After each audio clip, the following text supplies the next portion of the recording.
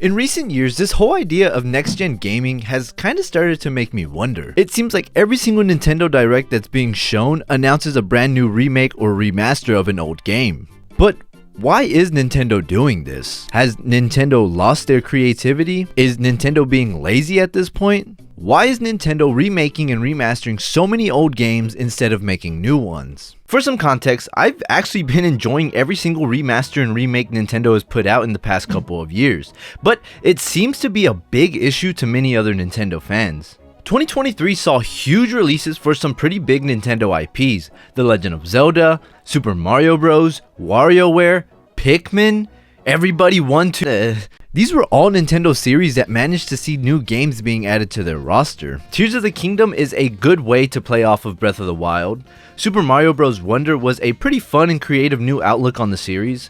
Pikmin 4 was probably my favorite game of last year. I didn't play WarioWare Move It, so I couldn't tell you about that one, but gee golly, were there some remakes and remasters for 2023 as well. Metroid Prime was remastered, Pikmin 1 and 2 were remastered into a bundle game, Kirby's Return to Dreamland Deluxe was a remake of the original Wii version, and even the Super Nintendo classic Super Mario RPG was remade into a beautiful Switch version. As my generation tends to grow up, it's very interesting to witness these games that we grew up with being remade for the next generation of consoles.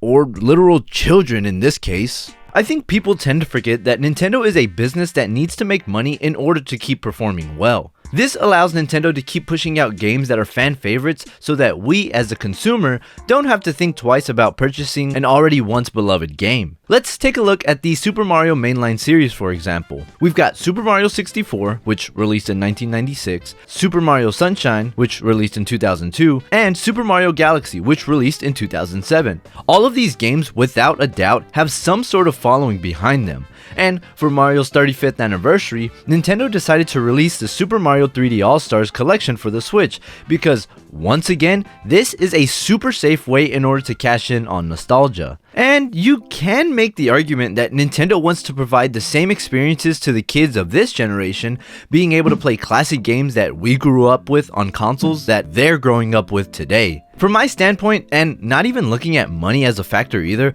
I personally feel like doing this for games is an amazing thing. Because think of it like this, as the years go by, more and more consoles are being released, some do really well, and some sadly have underwhelming numbers. In this sense, both of these results are viable reasons to re-release titles for the newer consoles. I see video game ports kinda in the same lights as remasters and remakes. Growing up, I was never able to experience having a Wii U. I remember asking my mom for it one Christmas, but at the time, I think I still had my Xbox 360, so that idea was kinda shot down quickly. I wasn't able to play the new and exciting titles such as Mario Kart 8 or Super Mario 3D World or even Pikmin 3. So for a good solid decade or so, I kinda missed out on a lot of big releases from Nintendo. When I got my Switch a couple years back, I remember playing through Super Mario 3D World thinking, holy crap, where was I when this game came out?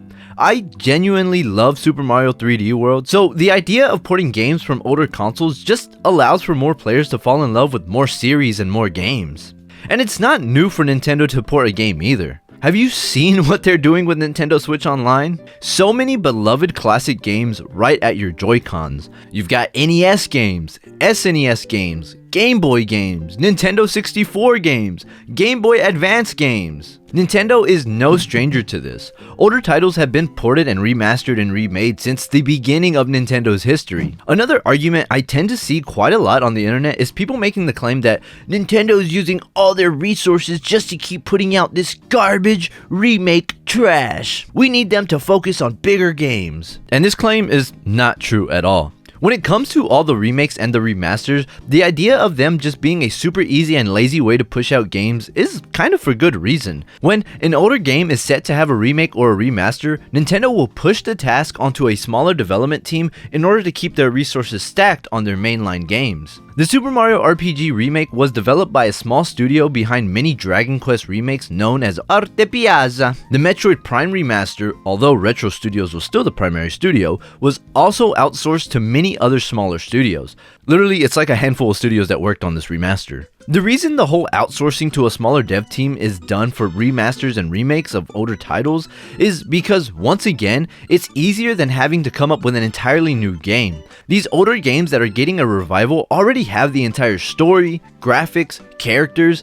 Everything is pretty much set up for the smaller studios to go in, touch up, and polish what Nintendo wants. Although it seems as though Nintendo is being lazy and trying to push out more games to make more money off of their audience, yeah, it's true. I don't want to sound like a Nintendo glazer, but yeah, in order to survive as a company, fund bigger titles with dev teams of unannounced games, this is a cycle that has to be taken. Once again, I'm never hurt by the amount of ports or remakes or remasters that Nintendo puts out, because it's not like they have some super easy, cheap way to experience all the retro titles, right? It's not like we have to spend $100 just to play some of the best classic titles that they've ever made, right?